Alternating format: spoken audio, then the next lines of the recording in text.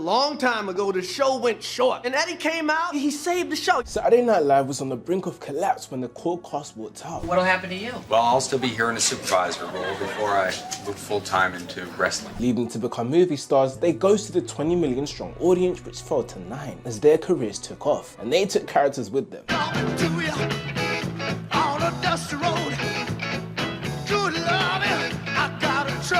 But through the saving grace of Eddie Murphy, the show would see over another 20 years. A couple of minutes here with the gang from Saturday Night, which premieres here on NBC at 11:30 on the 11th of October. Saturday Night Live began in 1975 to names that would go on to become legendary. Dan Aykroyd, Jane Curtin, Garrett Morris, Gilda Radner, John Belushi, and Lorraine Newman. With the show being the first of its kind. Will all of you be seen every week doing improv or repertoire? Or how does it work? Well, the first host of the show was legendary comic George Carlin, who rose to fame with 7 words you can never say on television, creating buzz for how outlandish the show could get. Here's the first episode. Football is a ground acquisition game. You knock the crap out of 11 guys and take their land away from them. Of course, we only do it 10 yards at a time. That's the way we did it with the Indians. But over the next few years, the show would be considered unfunny. Particularly at the beginning of the show, we were way overpraised, and so we got to believe that we really actually knew what we were doing. We'd do something and everybody be very smug. And then dress rehearsal, 300 civilians would come in and say, it doesn't work. By 1980, when Michael Lawn decided to leave after 5 seasons saying he was burnt out, which they naturally turned into a sketch. what'll happen to you? Well, I'll still be here in a supervisor role before I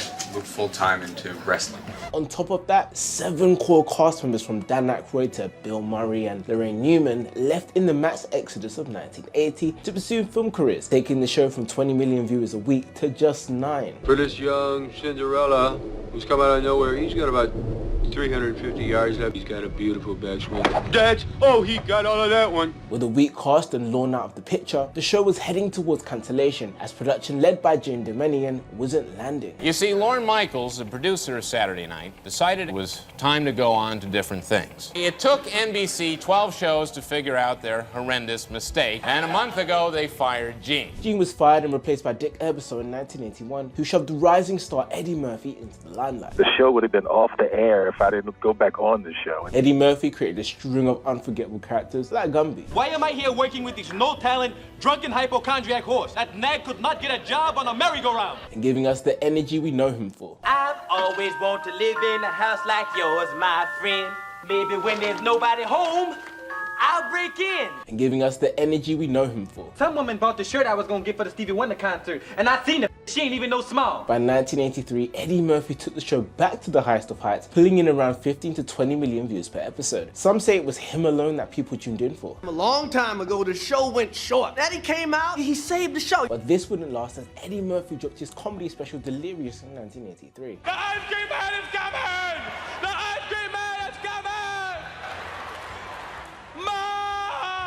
The performance was a knockout, and by 1984 he quit the show to pursue his developing career making cult classics. Reggie's mama is so fat! Her blood type is rock and roll! Eddie Murphy brought Saturday Night Live back up to standards, and thanks to him, the show is still standing today. But his story is one for another day. I'm Markndrew. Follow Markndrew 2024 for behind the scenes and my personal takes, and I'll see you next time.